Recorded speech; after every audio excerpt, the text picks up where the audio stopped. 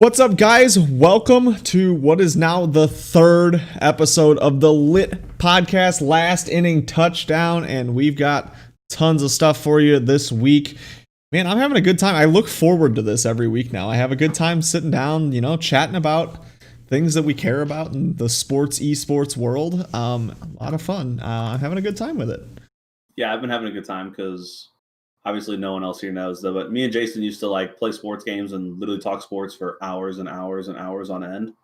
And then now we rarely play games that much together at all. So because of that, we still talk, text and stuff, but we never actually sit down and chat. Yeah, and I think once baseball really gets going, I think it's going to be interesting because you and I don't always agree on stuff, and we have those good conversations of kind of different opinions. So I think once baseball gets going, things will get really exciting. Yeah, me and Jason are different. We're different in baseball, and we're both right a lot. But Baseball that also means if we're fanatics. both right a lot, then we're both wrong a lot. True. All right. I So said my Cardinals were going to have a way better record than his team, and that was true, but it wasn't way Barely. better. Yeah. Anyways, So let's go. I guess we need to get started with the baseball award announcements. So baseball has announced most of their awards so far this year. MVP comes out tomorrow night. So that's the only one we don't have as of right now. And so far, we're pretty spot on. I mean, both managers of the years, Kevin Cash and Mr. Donnie Baseball. No surprises there, really. I guess Kevin Cash might have been a little bit up in the air, but I think anytime Tampa Bay does anything, it's impressive. So it's kind of hard to deny how good they were, too. Make sure my phone's muted. My phone is muted. Okay, so, AL was a little more interesting because Toronto. Yes. But National League was obvious. I mean, the presumptive worst team, which in my opinion, they weren't definitely going to be the worst team, but they should never have been as good as they were, especially after COVID. So right. It was a definite manager of the year, period. So the place we swung and missed massively, Devin Williams. Devin Williams was the National League Rookie of the Year, and we both put him as our third. And I think it was because the best rookie, no question. He was by far, and he was like almost a record, if not a record-setting year for a relief pitcher. Our only argument was, is a relief pitcher carry enough value to beat out the other two? And we personally felt like that a relief pitcher doesn't carry that value. Obviously, they disagree. I personally love relief pitching and think he does, but I didn't think voters would. And don't get me wrong, I think that he could have definitely lost the other two, but Devin Williams was the best rookie in baseball, hands down. Did not matter who you're talking about. He was the best rookie player in the sport because he was the best player at his position in the sport. Oh, yeah, absolutely. And maybe, historically one of the best seasons out of a reliever ever. Anytime you say one of the best ever at anything, you kind of deserve an award there. We both just drastically undervalued the relief aspect. And what they thought of a reliever, too. Yeah.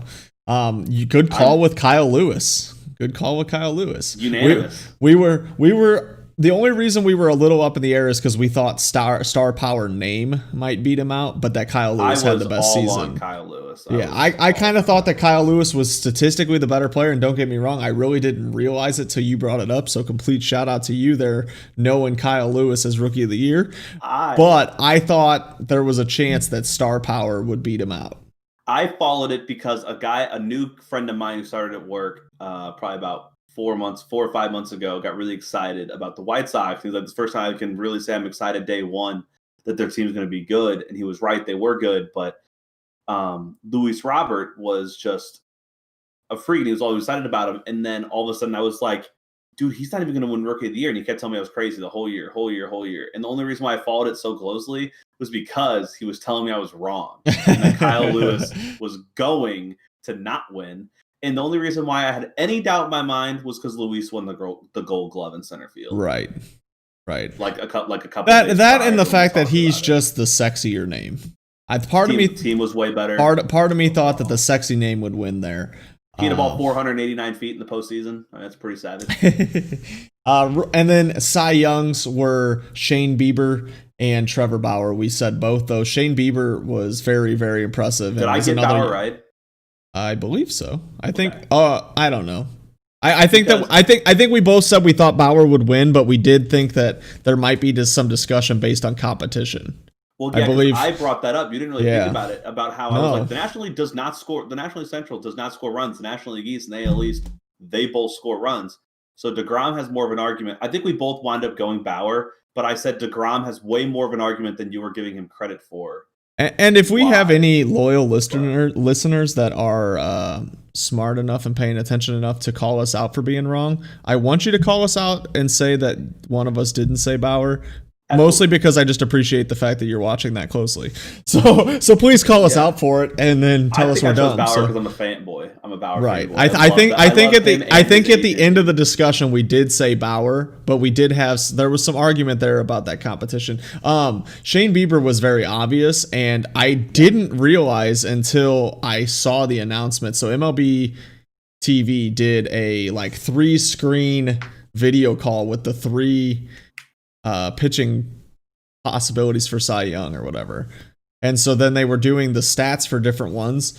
And Shane Bieber struck out 41% of batters that he faced. Yeah. That's insane. 41% of his outs were strikeouts. His first 4 starts, if you actually go in depth after this, his first 4 starts, he K'd 70 guys. Yeah, it was insane. I remember watching it. 14 a game. Yeah, I remember watching the highlights and stuff. You know, it's really common for me with my workout stuff at home. Like I put on the TV, I put on MLB Network, and I work out in the mornings. Kind of slacking there lately, but that was really common for me, was to do that stuff. And I remember the first few weeks of baseball, I was like, dang, dude, Shane Bieber's not this good. He's not this good. What is happening? He's not this good. And then he just kept doing it, man. He is that good. And so imagine the Indians had them both. Oh my God, dude. The Indians produce pitching like nobody's business. I know. It was always a joke for a long time that the Cardinals could pull any pitcher up and they'd be good, but it's hands down the Indians are way better. Yeah, the Indians are doing that right now. Absolutely. Insane. Because the Cardinals they can call up everyone, they're all going to be good. The Indians call up everybody, and some of them are going to be great, and that's the difference. The Cardinals, the Cardinals will pull up guys that are nobodies. They're not even top prospects, and they're going to come out there, be a solid 3-4 starter every single time. These guys are like ace. You're just like, all right, relax, dude. Shane Bieber, Mike Clevenger. Yeah, they're moving these guys and you're like, oh, well, they'll never recover from that. And here comes another one, and you're just like, geez, what is happening here? And the guy who blew it for them in the postseason this year is another one of those guys who's a freak of nature stud. Yeah, absolutely crazy the stuff they're producing out there. It seems like the biggest news in baseball I guess switching topics here. I mean, as far as awards go, congratulations all those guys. We already gave you our in-depth opinions of that stuff, so I don't want to spend too much more time on it. But the big news in all of baseball right now is that the Mets now have new ownership, the richest owner in baseball, which is weird, crazy, and to even think about that someone can be richer than the Dodgers or the Yankees. So that's insane. I mean, I think it's going to be interesting because, as we've seen in the past with baseball, when new owners take over, the first thing they do is make a big splash in free agency. And Marcus Stroman did accept his qualifying offer today, which I was right about. So that is another piece to the puzzle. So the question, I mean, I don't even know if this is a question that necessarily needs an answer, but man, what other things do we think they're going to do? I mean, I have to imagine they're just go get Bauer. Just go get Bauer and just, like you said, big free agent splash. Go get the best player on the market, Trevor Bauer. Lead your staff. You got Stroman coming in for at least a year. You still got DeGrom. You can hit. The real question for the Mets, though, is got to be, when you look at your pitching staff, what are you going to get out of Syndergaard moving forward? Is Syndergaard a Matt Harvey, where he's already thrown his arm out and he's done? Or is he going to be able to bounce back and be dominant again? And I mean, who cares if he's dominant? He needs to be okay. Well, there's something to be said for that. But when you've been that good, you want to see I want to see him bounce back. If they get, sorry, I said that wrong. If they get Bauer, you need him to survive. With Stroman, DeGrom, and Bauer, you just need him to survive. You don't even need him to be that good. But you're a World Series contender and arguably favorite if he is that good, though. But so do you think that Bauer is the guy that they should target most in the free Yeah, agency? there's teams that are pretty close, and I think the Mets are closer than people give them credit for. So But at the same time, they've had DeGrom for a long time, and they can't score a single run from that guy. that's kind of what I'm thinking is that And Edwin Diaz sucks. pitching is not their main struggle. I think that lack of offense really is, and I've heard a lot of rumors that JT Realmuto is like the Mets are the favorite for Realmuto. Oh, that'd be cool. Yeah, so Realmuto is currently. Yeah, he's trying to play for everybody in the NL East. I think. Yeah, I think that's what he's going for. But no, so I've heard that JT Realmuto is a good possibility there in New York. I mean, not to mention the fact that you got to keep in mind too that they just got a new owner who's very rich, obviously, but they also have like Yoenis Cespedes coming off the books, so that's some money there. I mean, they've got some money coming off the books as well. Who's their shortstop? Is it Rosario or whatever? Yeah, that's right. Yes. Ahmed Rosario or something. Yes, that sounds right. So I mean, I've heard Realmuto, and I've heard people go as crazy as saying they might snag Springer and Realmuto. I mean, that would be a heck of an offseason to grab both those guys. I mean, if you got the money, but I mean, like you said, you're losing Yoenis Cespedes. Your owner's rich, so. I mean, yeah, if you think Cespedes' old contract, I mean, I don't remember exactly what he's making, but it wasn't cheap. I mean, you got to imagine, especially with this COVID season, that it's not gonna you're not gonna break any records with these contracts. But he's the one who didn't pay for all the COVID stuff. Well, no, but what I'm saying is, as far as like what these players are going to get this year, no one's going to be breaking records with these deals. So, I mean, I would bet the Cespedes and like a Springer. I think the contracts would be very comparable. Like it wouldn't be a huge difference on the team payroll. So it's not outrageous for them to go and say, look, we're adding Realmuto and Springer is just basically the same as what we had on the books. I mean, the Mets literally signed Rick Porcello and Michael Wacha for $19 million total for last year. I mean, I think it'll be because they signed Wacha 1 year 9 and Porcello 1 year 10, I believe. I mean this is a year ago. I read this. I did not look it up, but they paid both those guys a boatload of money to be garbage, and then they're off the books. Yoenis Cespedes off the books. Just like I said, the Cardinals should do in 2021. Wait 1 more year because they're gonna all of a sudden open mass amounts. Maybe the Mets have opened up mass amounts. Who knows? I don't follow the Mets. I mean, I don't think the Mets have huge contracts coming off the book other than Cespedes, but I think that, when you're talking about that is a pretty big contract and a big ownership that you've got opportunity there. That seems pretty obvious. I think the other interesting play is a DJ LeMahieu. Would DJ? I've always been a big. I mean, DJ LeMahieu's super versatile. The guy played just about every position in the infield this year. He won Gold Glove. So it's like he could definitely fit into the Mets, who could use some help. And then I've also I guess another little news. The rumor on the street is that the DH will be back next year for both leagues. So is that true? I heard it was 2022. I heard they went to discuss it for next year. Okay. So I'm pretty sure it's confirmed for 2022. I would bet that it's just going to happen. I mean, I think that adds a nice little interesting factor to baseball too, because a lot of these National League teams are not built to have a basically 9th player play every single day. So it's going to be interesting to see how many of these teams say, well, we need a 9th player to play every day, or are they just going to use it kind of like a day off kind of deal? But their run support in the National League last year was insane besides the NL Central. So speaking of something like that, it's very interesting because they posted, I think it was MLB posted on Instagram maybe. They posted an image that had the last like 10 years worth of Cy Youngs. And it's interesting how the American League has had a bunch of different Cy Young winners over the last 10 years. And the National League has had like 5 guys dominating their league for the last like 10 years. I mean, it's like there's probably like 7 of the 10 is the same group of 3, 4, 5 guys winning it. And it's like, dang, dude, that just shows how good and deep that the pitching is in the National League, that they've got guys that are contending for the Cy Young every single season for the last 10 years. Because I believe DeGrom, Kershaw, and Scherzer, those 3 alone have several Cy Young's the last 10 years. Won one too. I think Lester was in there. Arrieta. So, yeah, I mean, it's just interesting. So it'll be interesting moving forward to see how the DH does impact the National League long term. But it'll also be interesting going into like next year out. Too. You know, it'll be interesting with this offseason too. Like if they do decide to do this and the teams know it going in, are they going to try and pick up a DH, or are they just going to play it kind of like they did last year where somebody kind of just, you do have a DH, but it's also your rest day kind of slot.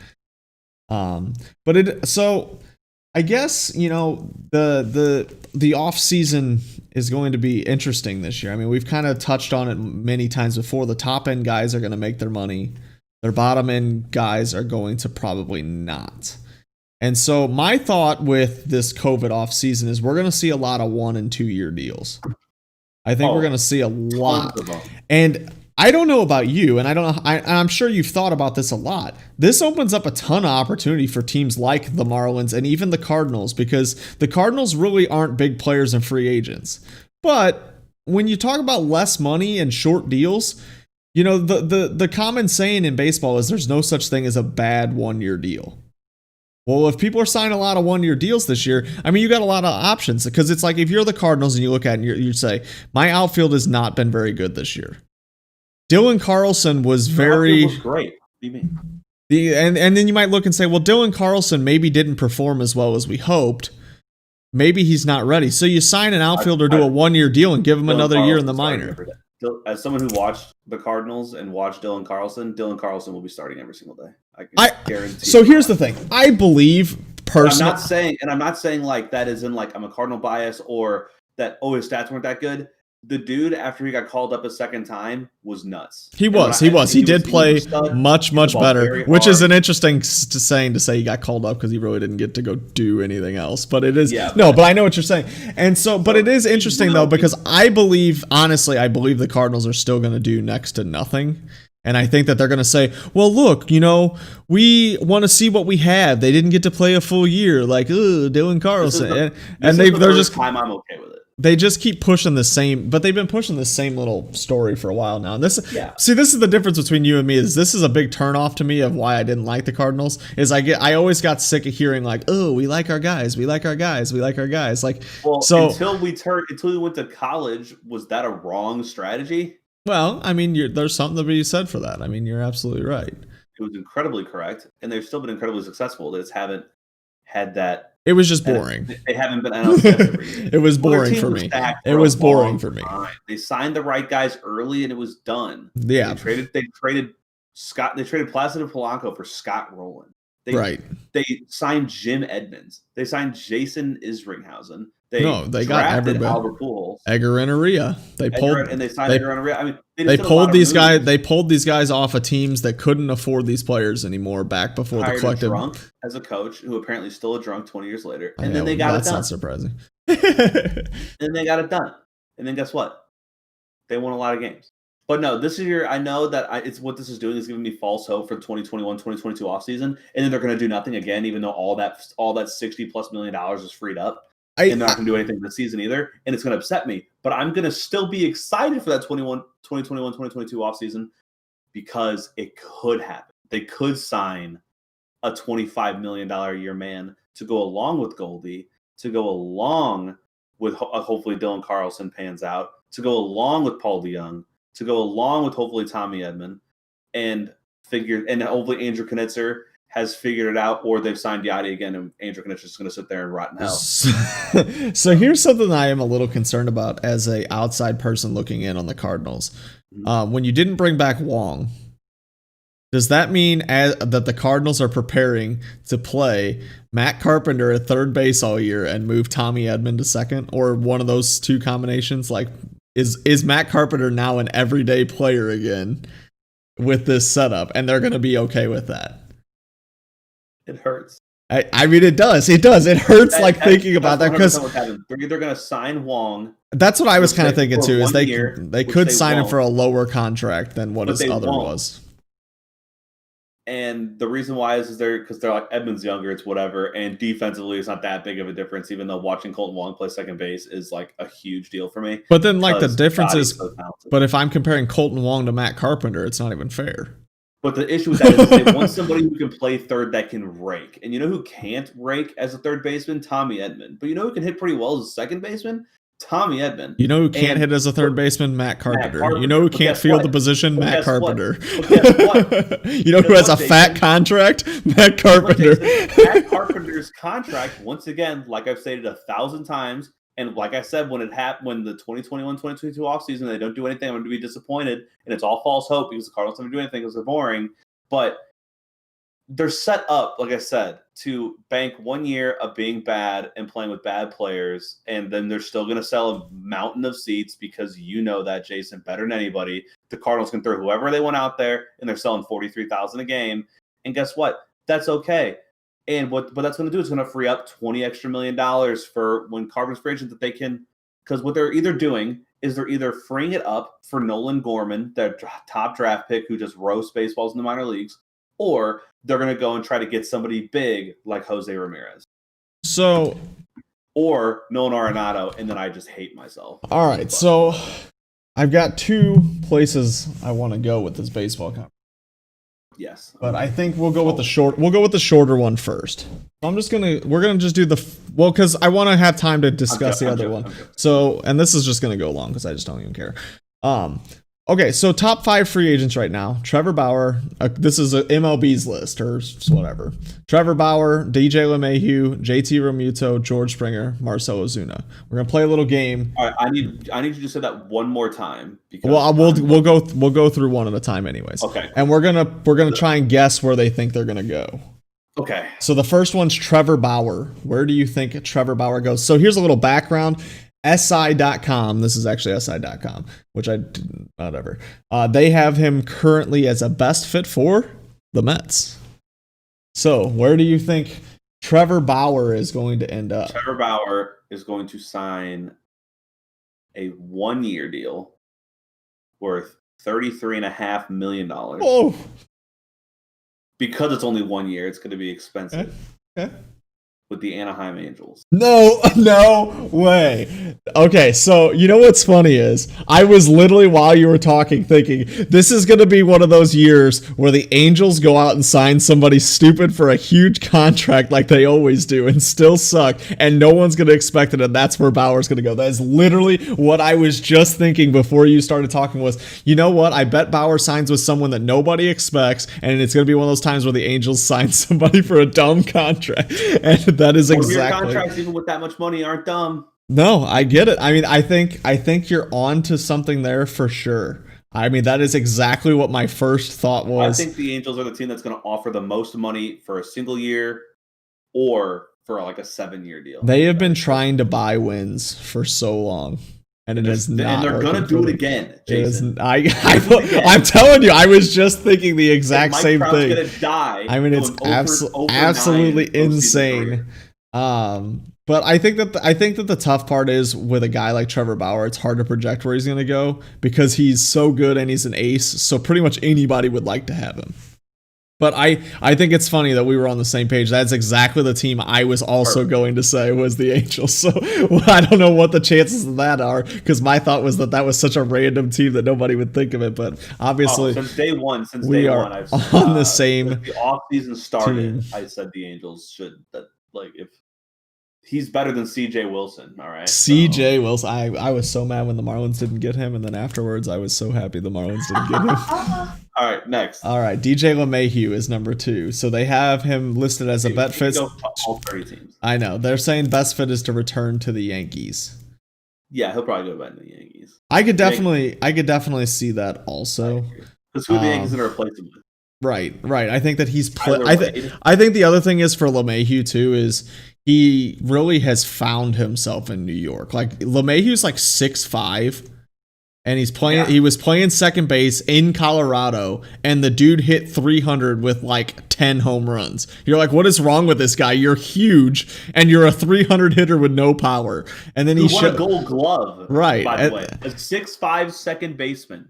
6'5" second baseman won a Gold Glove That's insane. And so then he shows up in New York and has seemed to really kind of turn the corner. And I think he's really like he likes who he's become there.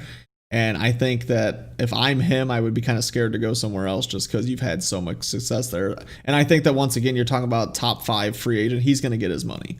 Depends on what he wants, though. Does he want the bag? Does he want the bag, or does he want better success? Because in New York, he's probably going to have more success.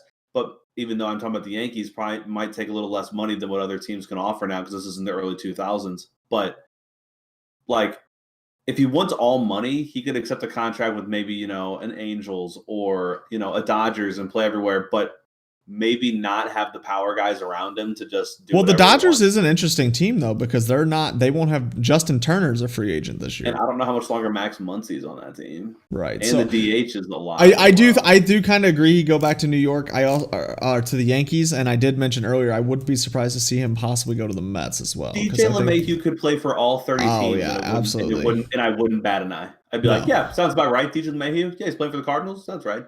Playing for the Mets. Sounds right. All right, so arguably you could say this guy might be the bigger free agent than LeMahieu. JT Realmuto, 30 years old catcher. I think he's the second biggest free agent. All-around player, yeah. I mean, he's being regarded a lot of places as the biggest bat on the market because you're getting a really good player, but he also is a really good catcher. Yeah. Does he hit that many bombs? He batted .266 with 11 home runs this year. And stole 4 bases, but he was also hurt for part of the year too, I believe. That's a solid number. Because the NL East has a couple weak ballparks, including I think the interesting thing about LeMahieu, the second biggest catching prospect and free agent is Yachty. You lulz. So I have seen. So apparently, JT Realmuto is looking to sign a record-shattering contract in the range of $200 million. Well, he won't get it. So that's where, if you are placing that much money, I think all the rumors are pointing to the Mets. So I'm gonna say Mets because I think the Mets need a catcher. They have like none on the roster. I actually looked it up today. I literally have never heard of either one of their catchers that are on their depth chart. I have no idea who they are. And I think that he provides you 2 places. You need a catcher and you need offense. So I think Mets. That's my guess with Realmuto. And I don't think he'll get that much money. I mean, if the Mets sounds right, the Mets sounds right. I don't think he's probably worth that much money, but he's a stud. Used to be a Marlin. He did. Got Sixto Sanchez for him. Yeah, and he's a stud. But $200 million for a 30-year-old. That means he's spending $25 a year if he signed for 8 years. Yeah. Catcher, you're going to sign a 30-year-old catcher to an 8-year deal? That sounds like something the Mets would do, so. That's what I'm saying. $200 million is nuts. Them are the Angels. You're not signing Yachty, Posey, or Realmuto at 26 or 27. You're signing with 30. No one should make that much money as a catcher, dude. Your body could die by that point. Yachty's a freak. Buster Posey's body has shut down a couple times, and he got mowed over and his leg broke in half. But that's shouldn't have been standing there. All right, George Springer, 31 years old. They're saying best fit is to return to the Astros. Yeah, I'm going Astros. I agree with that. Do you have a reason? I think it's where he needs to fit. Astros are going to be scared to leave. I think the Astros is interesting though because especially him. I'm not. How much money is the Astros willing to spend? That's always the kicker. Is the Astros? I feel like I felt like they had money. Like they used to have really good teams. And now, like, they're considered a low-budget team. So, I don't know. Like, Berkman, Biggio, and Bagwell. I mean, those guys weren't cheap. And that was a solid team. They also had and now they're a budget team. Roy Oswalt. And Billy Wagner. And then Pujols ended Billy Wagner's career. No, he ended... Brad Lidge's career. Brad Lidge actually, like, a couple years later, went, like, 50 for 50 for the Phillies and won a World Series. All right, so George Springer, you're thinking he returns to the Astros. The only reason I could see him going back to the Astros is if people think this whole trash can Astros thing, they don't want any of those players in their clubhouse. I agree. And I think a lot of fan bases might have a hard time accepting somebody like that. And so I could definitely see him returning to the Astros as That's well. why, dude. It's the shame train. You're scared. Like it's literally scary for like only like 4 guys. Like a lot of guys, the teams wouldn't care. But Springer is one of the 4 guys that they're gonna throw that teams may throw a fit about. You know, their fans. Yeah. That obviously the Correa and the Altuve, but like he is one of the main guys, and I don't like him because of it. If you would have told me in 2017 he'd be a Cardinal in 2021, I'd be like, I'm down. But now I'm all aboard the Houston hate train. I know whatever the Cardinals, blah blah blah, the whatever team does this, blah blah blah. I don't care. They're the ones who got caught. They're the ones who made an embarrassment of themselves. Jason's got a theory that every team was doing it, but it's not my problem that Don't get only caught. shitheads here got caught. So, All right. So the number 5 guy on here is the man himself. He has played for both of our teams, Marcell Ozuna. So Marcell Ozuna is an interesting guy. I watched him come up. Listed as. What do you mean? I got him listed as an outfielder. Yes, that's what they have him. It's weird. DH. Well, that might be true. So Marcell Ozuna was a guy that I watched coming up as the Marlins, and I remember telling everybody when he went to the Cardinals he would play terrible for the Cardinals because he can't be the heart of your order. And he played, for expectations, he played terrible. The expectations for him were to put up the season that he played with the Marlins. Everyone wanted him to be the guy that he played with the Marlins, and he was not that good for the Cardinals. Well, he was really good his last year in St. Louis. The issue was he broke something and missed a lot of games. But when he played, he had like 260, but he had a ton of home runs. He was leading the league in RBIs when he got hurt. He was really good his last year in St. Louis. But the injury really was what made people forget how good he was. And then he came back for the postseason and just smoked the Braves. And the Braves said, yes, please. And there you go. Yeah. So the first year he was awful. The second, his last year in St. Louis, he was good. He just missed a lot of time due to an injury. But he was so his last year that he was good, he batted 240. Yeah, I said 260, so I was wrong. So he left the Marlins batting 312 with 37 home runs and 124 RBIs. He did not perform anywhere near that with the Cardinals. He batted 280 with 23 home runs year 1 and 240 with 29 home runs. Those are still decent seasons, but people thought they were getting a 340 RBI guy who was going to hit in 100. I didn't. I can tell you. But most people did. And I can tell you, I thought Paul Goldschmidt was going to win the MVP his first year in St. Louis. Well, there you go. But so it is interesting. It is, so they thought they were getting something and they didn't. And then he went to Atlanta, and I told everyone he would tear it up there because he wasn't the main bat that everybody focuses on, and he did exactly that. Like, I was targeting him in fantasy baseball leagues because I thought he would tear it up in Atlanta. Atlanta is a hitter-friendly park compared to St. Louis, and they had way more bats around him. I thought that was a great place for him to play. So anyways, the question that we're actually asking here is, where is he going to go next year? SI.com has best fit the White Sox. They think he'll be a DH instead of Edwin Encarnacion. I don't know. I don't like that. They need pitching. A DH. Well, I mean, this kind of changes things right now because he's a DH. He's not an outfielder. Both our websites list him as outfielders. He's probably the worst outfielder I've ever seen in my life playing for the Cardinals. And he won a Gold Glove in Miami, so I don't know what happened that year. He fell apart for you.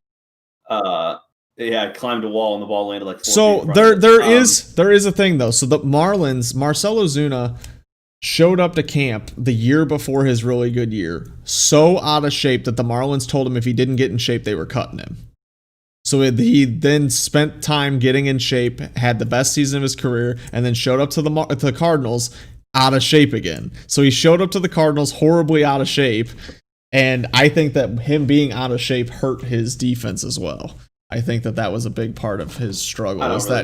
Is that he's just not one of those people that puts a ton of effort into that kind of stuff. Anyway, didn't matter. I don't know what he did in Miami. I don't know what routes he took.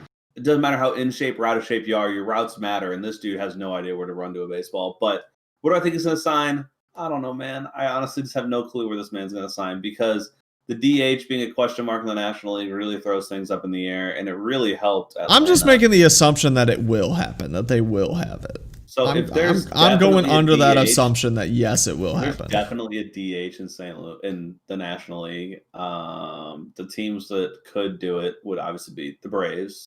You'd see who's Miami's DH? Could it be Miami?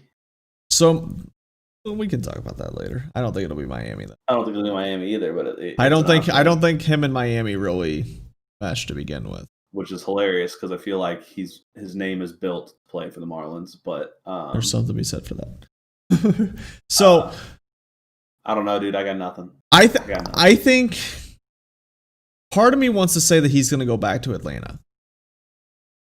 Part of me thinks that he'll go back because it seemed like watching him play last year, he was having a blast. And I think that him and Acuna got second in MVP. When you hit 18 home runs, 56 RBIs, and have a 1,067 OPS, win your division, and go to the NLCS. But I think that playing with like guys like Acuna also like high energy. I think him and Ozuna are very similar kind of people, and I could definitely see him. And honestly, the White Sox, I could see that fit too. I think he's definitely going to go somewhere that he can have fun while playing. I think he seems like the kind of guy that's probably pretty important to him. But will he join Tony La Russa? Tony La Russa? Yeah, I guess Atlanta kind of makes the most sense. Yeah, If the Cardinals wanted to be stupid, he could go back to St. Louis, but I don't know if he wants to go. I think he'd be okay coming back to St. Louis, but like I don't think it's like how you said like he didn't really dig it in Miami. I think he'd be okay going back to St. Louis, but we'd have to pay him more. So, I mean, we've got a lot of offseason to talk about. There are some of these free agents, though, I do like to talk about. Like, I do at times feel like I want to talk about free agents sooner rather than later, just because, if they go off the board, then we never got to even share a piece about them, really. And then if they go, and then if the big one and then if someone sets the market. When the market gets set, all of a sudden guys will start flying. So, which is why, I've always had it on our notes to talk about the Marlins and Cardinals off seasons and stuff. And I feel like we do talk about our teams passively, and we haven't really talked about them directly. But so I was thinking about this the other day. As a possible free agent, I know the Cardinals are not known for doing a splash, and I mentioned this earlier a little bit. I'm interested to see. I'm interested to see if the Cardinals go and sign Justin Turner. Because for the last few years, they've always been kind of rumored to be interested in him. Yeah. And they could use a third baseman, move Edman to second, and play Turner at third. And let Wong walk. And Turner's 36. You're in a season that's very obvious. You can offer him a 1-year, 2-year deal. I think that's an interesting possibility because the Cardinals have always been interested in Justin Turner. And now you've got an opportunity in a season where you might be able to get him kind of cheaper too. Because, the whole COVID thing, I think, is going to impact a lot of these contracts. I think you could get him at a kind of a discount. Maybe not a super big discount, because I would imagine the Dodgers are still interested in him. But I think that this is a chance that if you are still as interested as you used to be about him, and you don't feel like, Gorman's ready to make an impact bat, which I don't think he is. I mean, he wasn't even talked about coming up this year. So that means that he didn't get any at-bats this year. So I think that, I think a guy like Turner could be. I think Turner's a good professional hitter that could be a placeholder until Gorman is ready for the Cardinals. I think that's an interesting. You talked about the word splash. I don't know if I consider Justin Turner a splash. It is for the Cardinals, though. I mean, he's ranked 13 on free agents. The Cardinals are more like, I'm going to go sign the ex-closer 5 years ago of the Pittsburgh Pirates. They're definitely more of a trading splash type of team. They don't sign guys; they trade for them. And most of their signings are terrible. Holiday, Mark Mulder. A lot of their signings have been terrible. Their trades are elite. Their signs are always just god awful. Yeah, so I think trades are always really good. So I think Justin Turner would be a cool signing for them. I think splash. Lindor, DeYoung the third. That's interesting too. I've heard rumors that the Marlins also are interested in Lindor. The Lindor and Arenado rumors in St. Louis have been there for 3 years. That's true. At both of them, I've always been way bigger fan of the Lindor over Arenado. Don't get me wrong, I used to like Arenado, but I'm over the Arenado hype train. Arenado's defense is so fun to watch, though. There's no denying that. That dude is a freak. I like watching middle infielders more, though. But watching him, he's a freak of nature. And the fact that him and Chapman came from the same high school and they played together is hilarious to me. because they're like the two best defenders in the game, and they came from the same high school in the same town, all that stuff. So that's pretty funny. But yeah, Splash is Lindor. A guy the Cardinals are definitely, it looks like they're re-signing with the way it seems to be going, is a man named Yadier Molina. Seems to be the talk that. I heard that he's got teams interested, Cardinals. But that the Cardinals were the very dominant force. There's 4 teams interested. The Cardinals are running the deal though, and then a weird guy that I was talking to my dad about when I saw that he was a free agent is Trey Mancini from Baltimore. Just another outfield guy that who I jokingly said that is definitely a Cardinals kind of offseason sign. Did you? No, a different guy though. I was talking to my dad today about this. I said, who's definitely one of those guys that the Cardinals would probably sign in the offseason? And it's Tommy LaStella. That guy has got Cardinals written all over it. I would love that guy. That guy has Cardinal signing written Daniel all over. Also, Skip Schumacher, the MLB famous guys that no one cares about. That's what I'm telling you. That guy is definition Cardinals offseason sign. If you're a baseball fan, you know of the Cardinals extra guys in the middle, early, and late. I messed that up. The middle and late 2000s, early 2010s. You know of Greg Garcia, you know of Skip Schumacher, and you know of Daniel Descalso. People know those names. Shut up, Winston. Stop moaning. Did you hear him? I did not know. He made a pretty wicked noise to me, but they have guys that Tommy LaStella fits it perfectly, but they won't sign him because they don't need him. They don't need that guy right now. Like, they need a splash, and but that's the kind of signing they make though, is that the guy they don't need is the guy they sign. They're gonna be like, oh look, you know what's gonna happen? He's gonna hit a walk-off base hit to move him into the postseason or something, and they're gonna be like, well, it was all worth it. He hit a $140 all year, even though LaStella's way. As I was scrolling through this list, I did Robbie Ray signed with the Blue Jays. That was a thing that happened. So I felt like we should mention that as well. So the guy that I have been saying all season, that are all off season, the whole couple weeks of it, that I think the Cardinals should get, but I don't think they would, is a Michael Brantley, a 300 hitting outfielder. He's a little older. You could sign him to a 2-year deal, maybe a 1-year deal. He's 34, but he's a 300 hitter. He's a good ball player. I mean, he kind of fits that Cardinal mold of what they want from a player. And I think that would be a good sign for them as well. It would be crazy having him and Carpenter in the same lineup, which I know Carpenter's bad at baseball, but God, do those two guys just see an unbelievable amount of pitches. Oh, yeah. I mean, if you batted them at the top of your order, the pitcher be exhausted by the time they got... Yeah, so you hit those three back-to-back-to-back. Like, Carpenter, the last, decade, is him and Michael Brantley and Carlos Santana for the Indians are just by far and away guys that see way more pitches than anyone else in baseball. And Goldschmidt's like 9th. You throw those three guys hitting 1, 2, 3, you're not going to score any runs unless Goldschmidt hits a home run. But, well, I guess Brantley gets on base. But the amount of pitches you're going to see, like DeGrom's going to finish the first inning with 21 pitches and go, what the? I didn't even do anything. I went 1, 2, 3, and I just faced 21 pitches. Another smaller name that I think the Cardinals could go after.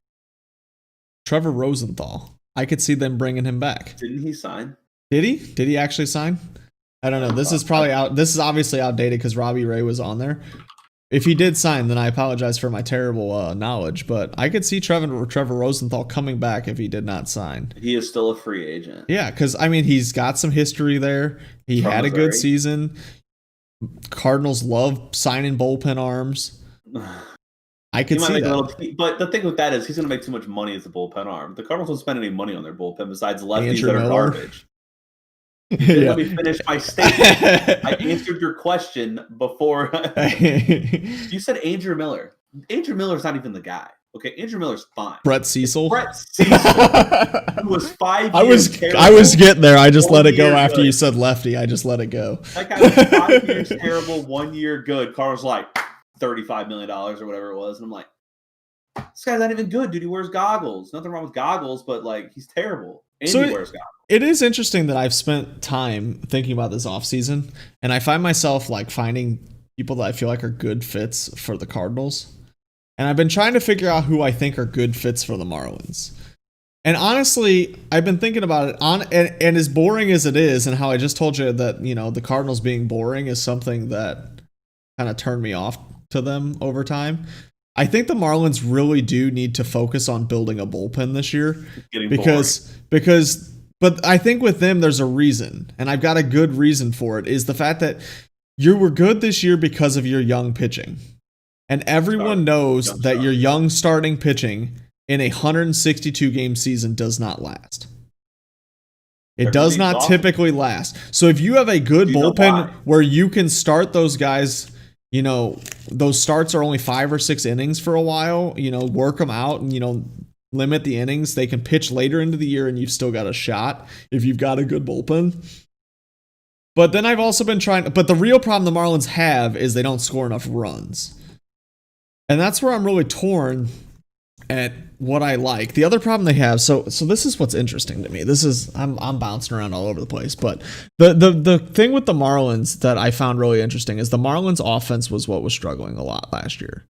And that's to be understood. They had all kinds of different guys getting at bats. You know, it was kind of crazy. But looking at their lineup, they don't have a lot of guys that really, you know, scare you. You're not like, wow, look at that. Watch out for that guy. Do they have any guy? Maybe.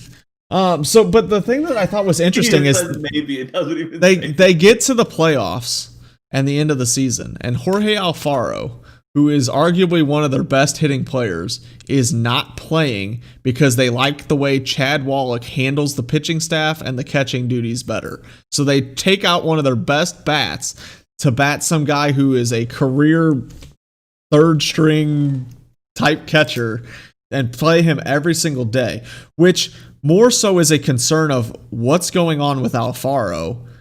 So I came up with this today, and I've decided that I really like this trade for the Marlins.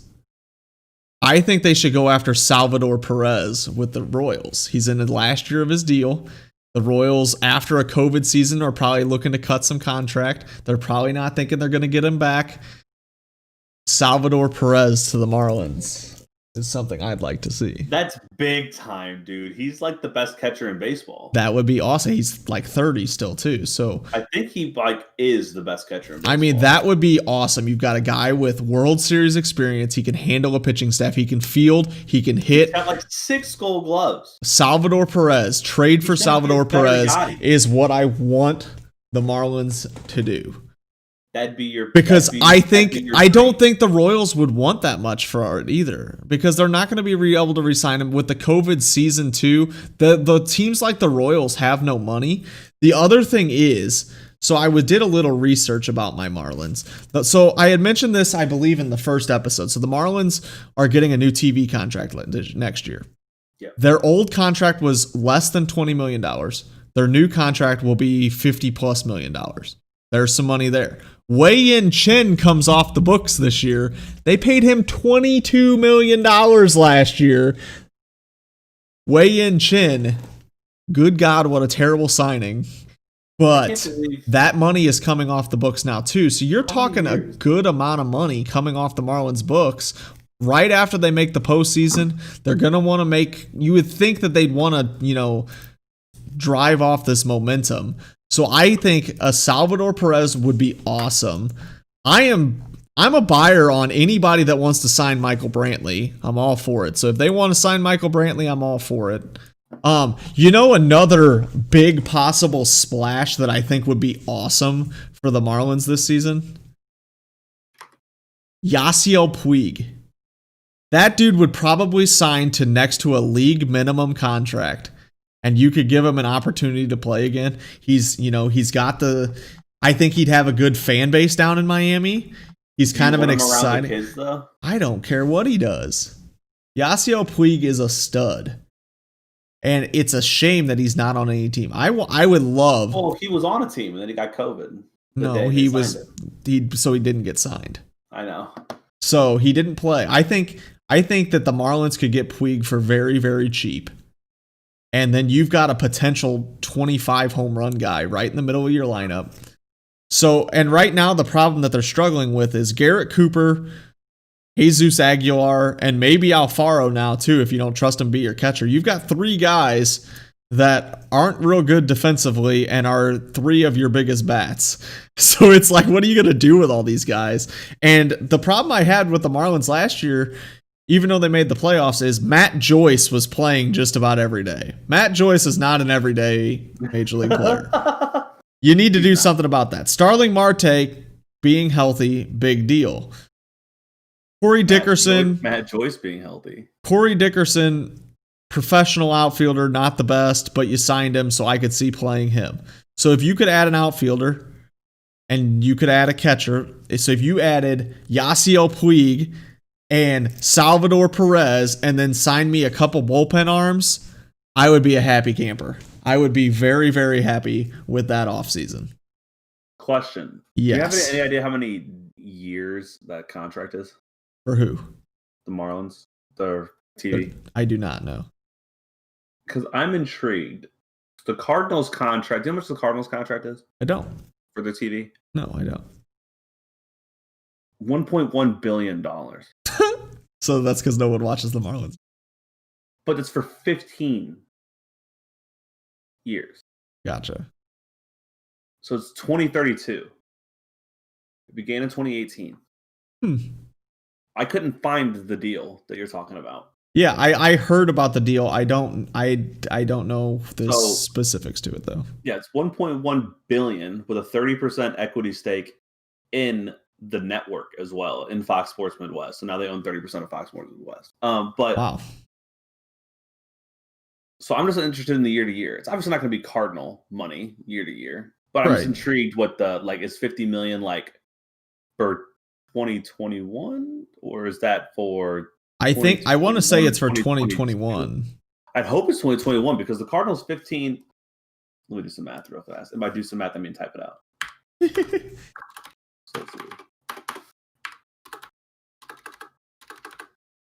So, I think that there is. Sorry, it's full muted. Yeah, 73 million a year. There you go. So that's pretty. I mean, plus. So that would make sense. It would make sense.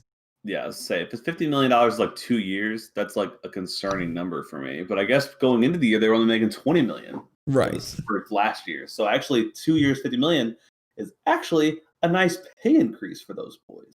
Yeah. So I do think that, we're getting at almost an hour here just in baseball, but yeah, we'll probably just go to the NFL and just hit with our pick'ems. Yeah, I mean that's basically all we do anyways. It gets us to talk about the different stuff anyways. So, but just the one thing that I have noticed as I scroll through as I'm interested, there are a lot of middle of the road starting pitchers that are pretty decent available this year. So I think it'll be interesting to see where these chips all land and how much they cost. Because I think that's the thing is the Marlins have a lot of good young pitching, but if you can get a couple veteran arms for the back end of that rotation cheap, why not? I mean, why not? Why not do it?